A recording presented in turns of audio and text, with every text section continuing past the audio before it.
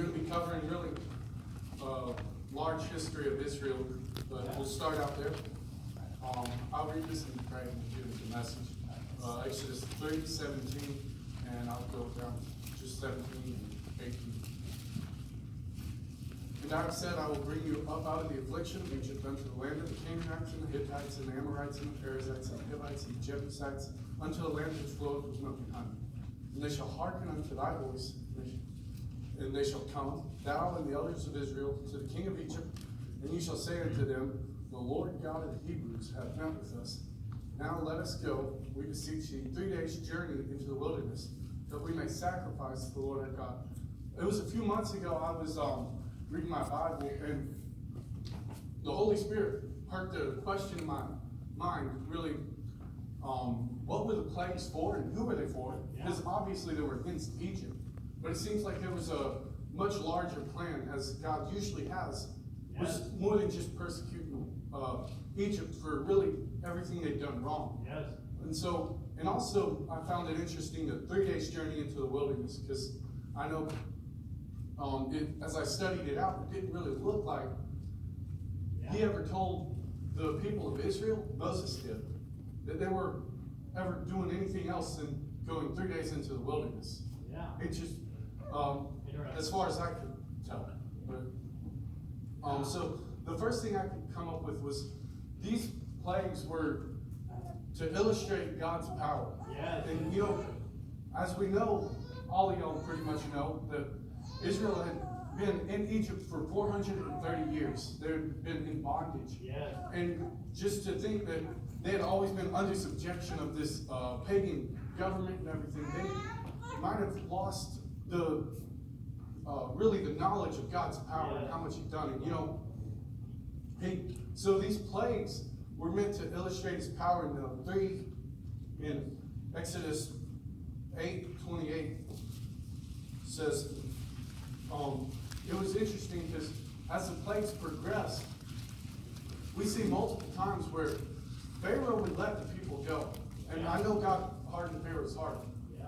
But really, all these times, he was really letting them go and doing exactly what he had asked for. Almost. It was very close. That's right, almost. Pharaoh said in verse 28, I will let you go that you may sacrifice to the Lord your God in the wilderness.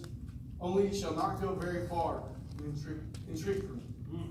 So he wanted these plagues gone. He wanted them, he wanted to get rid of the problem. But he didn't want to lose his manpower and all of his work. He said, don't go very far. And I know that this is an illustration as Israel is leaving Egypt. It's an illustration of salvation to us. As soon as we get saved, the devil doesn't want us to leave very far. He wants us to stay pretty close. He doesn't care if we are gone for 3 days. But if we're close, we're probably going to end up back at the same place. And then Exodus 13. Joel, you're about to steal a few of my verses. It's almost like your brothers or something.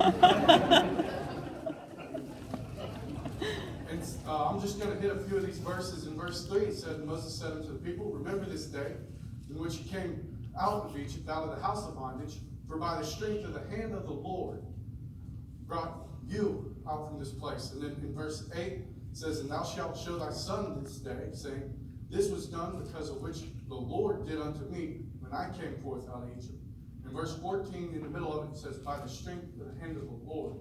So obviously, this was Moses telling them how to celebrate the Passover for the future generations. And it was just a symbol of the power of the Lord. Yes. And then also the second point was to prove God's presence. Because, as they came out of the land of Egypt, they had something with them. They had a cloud leading them by day and a fire leading them by night, showing them exactly how they wanted to go. So not only did God show them the power that, hey, I'm interested in what you're doing, but also I'm going to show you where you can go. I'm going to show you what you can do to get separated from this world. And so as they stepped out, I think it's Exodus 10:11, not sure, said, it was just, that's the wrong verse. God hadn't just whenever Moses had came up to the people of Israel, God had had him perform 2 miracles. And that was just to show that the presence of God was with Moses. And that they could actually trust him to guide them throughout the rest of really what would be a long trek through the wilderness. But they knew from the turning of the serpent into the snake, and then the leprosy in the coat, and all that stuff, that he was actually from God. And then the last one was to illuminate God's path. After the plagues, it was obvious that Israel, they had to leave. That was because Pharaoh didn't want anything to do with them. They had lost countless lives in one night. And not to mention everything going up to that. He said, leave, go, be gone. And I think it's 12:30. It says, the Pharaoh rose up in the night, he and all his servants, and all the Egyptians, and there was a great cry in Egypt, for there was not a house where there was not one dead. And he called for Moses and Aaron by night and said, rise up and get you forth from among my people, both ye, the children of Israel, and go and serve the Lord, as he said. And it goes on to tell him how he can also take flocks and everything else. And then 13:21 said, just showing God's path, it was the pillar of cloud. The Lord went before them in the pillar of cloud, led them in the way by night with a pillar of fire to give them light by day and night. And good point.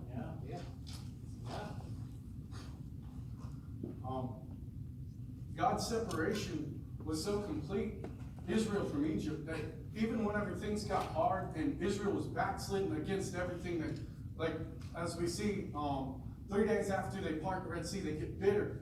And they say, would to God we had stayed in Egypt. They never said, let's just go back. Because they knew they couldn't. God had separated them. And as Christians, at work, people, they know that I go to Bible college. And, they know that I'm studying to maybe be a preacher or whatever. They call me a preacher over there. But anyway, so they know that with that, there's some things I won't do. They aren't inviting me out to go and drink a beer with them. They aren't inviting me out to go carousing at night. And, they say I don't cuss, and I don't. Glad. But, if I was to do that, then they would probably be more shocked. Because I'm not illustrating what I should be. I'm not living what I should have been. Because they're like, aren't you God's chosen? Like, hasn't God chosen? And so, that's a good point, Joshua, really, to bring this all full circle, because most of us in here, we weren't really ever out in the world. I know there's probably 50-50 y'all are out in the world, or y'all were born in a Christian home. So really, being separated from the world isn't something that you ever had to really decide. It was almost made for you before birth. I know that's the same way with me.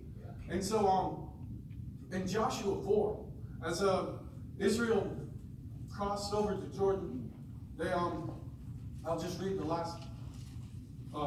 They took 12 stones and they built a little mound of stones, and they were supposed to tell their children and their children's children. This last verse, that of all the great things that God had done and how they had walked across this river on dry land, and it said that all the people of the earth might know that the hand of the Lord, that it is mighty, that we might fear the Lord your God forever. In Joshua, we know at the beginning of the book, there's one of the most famous verses in the Old Testament. Choose ye this day whom you'll serve. That's a challenge that I would like to make to y'all, because let me just go on to another verse. In Jeremiah 35, we read about a group of people whose father had asked them or commanded them that they should live in tents and not build houses or anything. They were to, let me see. Verse 8. And we have obeyed the voice of Jonadab, the son of Rechab, our father, and all that he had charged us to do, drink wine all our days, nor our wives, nor our sons, nor our daughters, nor to build houses to dwell in. Neither have we vineyards, nor fields, nor seed. Back in 2 Kings 10, you can see that Jonadab made them do this because he had heard the prophecy of the Lord and how Jerusalem was going to be destroyed. And he wanted to spare his family from the destruction that was going to come on Israel. Yeah. But sadly, what I see here is what we learned from them is they kept the tradition. Yeah. But they didn't keep the relationship that John and David had with God. They didn't keep that relationship. They had strayed. Israel as a nation, they were far from God's will. Yeah, that's They right. it wasn't that they had stopped going to church. They were still making their sacrifices. It wasn't that they had stopped, they had just totally, they had rebelled against everything God had done, but they were still keeping the good. You know, as I know, the South, the South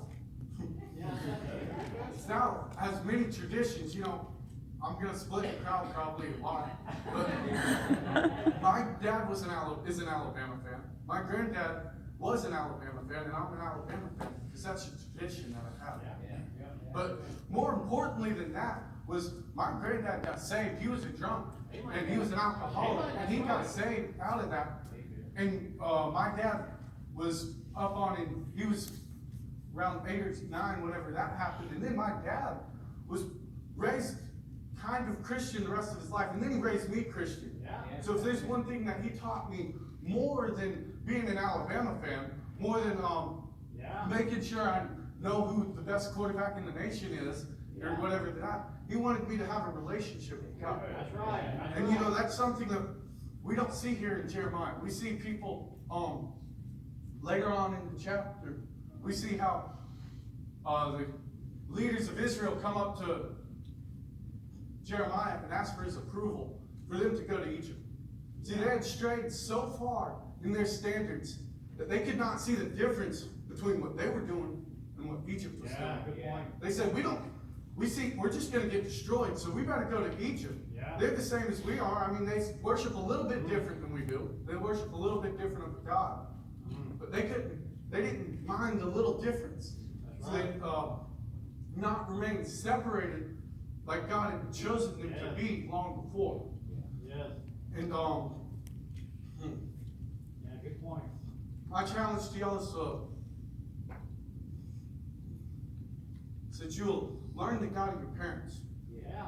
And Learn your many of heritage. y'all Yeah. that might not apply to y'all if y'all are first generation Christians, but also know the God of the past. That's right. But also pursue the God of you, your person here. Yes. Because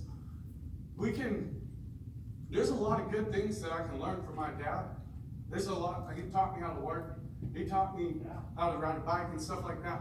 But you know, there's a lot more that I have to learn on my own. Yeah. There's a lot, I can't develop a relationship with God through my dad. No, I have don't. my own advocate with the Father, and that's Yes. Jesus Christ, and I have to pursue that relationship more than anything else. So that's my challenge to y'all tonight. Yes. Hopefully that was a blessing. Good preaching, man. Good job.